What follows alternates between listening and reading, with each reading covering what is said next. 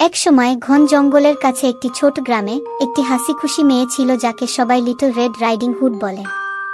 তার দাদি তার জন্য সেলাই করেছিলেন উজ্জ্বল লাল পোশাকের কারণে তাকে এই নাম দেওয়া হয়েছিল। তিনি এটি সর্বত্র পড়তেন এবং এটি তাকে আনন্দিত এবং বিশেষ বোধ করে। বন্ধুরা, যদি বাবা মাকে ভালোবাসো তাহলে ভিডিওটি লাইক আর সাবস্ক্রাইব করে দাও। একদিন তার মা তার হাতে গুডিজের ঝুড়ি নিয়ে তাকে ডাকলেন। তোমার দাদি ভালো লাগছে না, তার মা বললেন। এই ঝুড়িটি তার কাছে নিয়ে যাও, তবে পথে থাকতে মনে রাখবেন এবং অপরিচিতদের সাথে কথা বলবেন না। লিটল রেড রাইডিং হুড মাথা নাড়ল, তার প্রিয় দাদির সাথে দেখা করার জন্য উত্তেজিত। সে ঝুড়িটা নিয়ে বিদায় নিল এবং বনের মধ্য দিয়ে পথ ধরে হাঁটতে লাগল। সে যখন এগিয়ে গেল, খুশির সুর গুনগুন করল। একটা বড় ধূর্ত নেকড়ে একটা গাছের আড়াল থেকে বেরিয়ে এল। তিনি একটি হাসি দিয়ে তার দিকে তাকিয়ে বললেন, হ্যালো ছোট মেয়ে, এই ভালো দিনে তুমি কোথায় যাবে? ওহ, আমি এই পথের শেষে কুটিরে বসবাসকারী আমার দাদির সাথে দেখা করতে যাচ্ছি। লিটল রেড রাইডিং হুড তার মায়ের সতর্কতা ভুলে উত্তর দিল। তিনি ভালো বোধ করছেন না, তাই আমি তাকে কিছু জিনিসপত্র নিয়ে আসছি। ধূর্ত পরিকল্পনায় নেকড়েটির চোখ জ্বলজ্বল করে।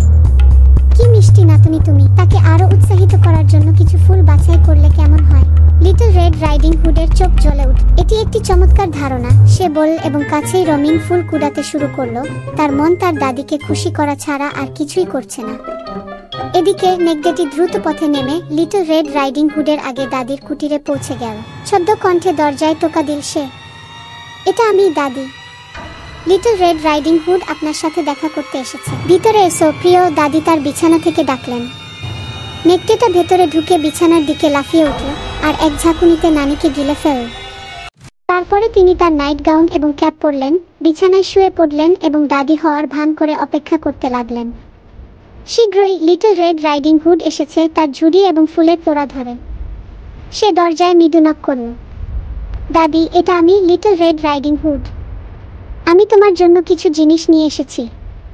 নেকড়ে দাদির কণ্ঠের সর্বোত্তম অনুকরণে ডেকে উঠল, ভেতরে এসো প্রিয়। লিটল রেড রাইডিং হুড ঢুকল, কিন্তু কিছু একটা অন্যরকম মনে হলো। সে বিছানার কাছাকাছি চলে গেল, বিভ্রান্তিতে তার ঠাকুমা গুয়ের দিকে তাকালো। ঠাকুমা, তোমার কত বড় চোখ, সে বলল। আমার প্রিয়, তোমার সাথে দেখা করা আরো ভালো, নেকড়েটি মিষ্টি শব্দ করার চেষ্টা করে উত্তর দিল। ঠাকুমা, তোমার কত বড় কান। লিটল রেড রাইডিং হুড চলতে থাকে, তার চোখ প্রসারিত হয়। নেকড়ে উত্তর দিল, প্রিয়, তোমার সাথে শুনতে যত ভালো, সবে তার উত্তেজনা ধারণ করে কি। দাদি, তোমার কত বড় দাঁত, সে বলল, তার কণ্ঠ কাঁপছে। নেকড়ে আর স্থির থাকতে পারল না। আপনাকে খাওয়ার জন্য আরো ভালো, তিনি গর্জন করলেন, বিছানা থেকে বসন্ত। তিনি যখন সামনের দিকে এগিয়ে গেলেন, তখন পাশের একজন কাঠমিস্ত্রি, যিনি পাশ দিয়ে যাচ্ছিলেন, লিটল রেড রাইডিং হুডের চিৎকার শুনতে পেলেন। সে তার কুড়াল নিয়ে ভিতরে ছুটে গেল এবং নেকড়েটিকে ভয় দেখিয়ে দূরে সরিয়ে দিল। ভীত নেকড়ে কুটির থেকে বেরিয়ে এসে জঙ্গলে অদৃশ্য হয়ে গেল, আর কখনো দেখা হবে না। কাঠওয়ালা বিছানাটি পরীক্ষা করে দেখতে পেলেন যে লিটল রেড রাইডিং হুডের দাদি ভিতরে নিরাপদ, কাঁপানো কিন্তু অক্ষত। তারা আলিঙ্গন করল, উডসম্যানের সাহায্যের জন্য কৃতজ্ঞ। লিটল রেড রাইডিং হুড প্রতিশ্রুতি দিয়েছিল যে পথ থেকে বিচ্যুত হবে না বা অপরিচিতদের সাথে আর কথা বলবে না, এবং সেই দিন থেকে তিনি সর্বদা তার মায়ের পরামর্শ শুনেছিলেন। এবং তাই লিটল রেড রাইডিং হুড, তার দাদি এবং কাঠের লোক সকলেই বনকে নিরাপদ এবং একটি মূল্যবান পাঠ শিখে নিয়ে সুখে দুঃখে বেঁচেছিলেন।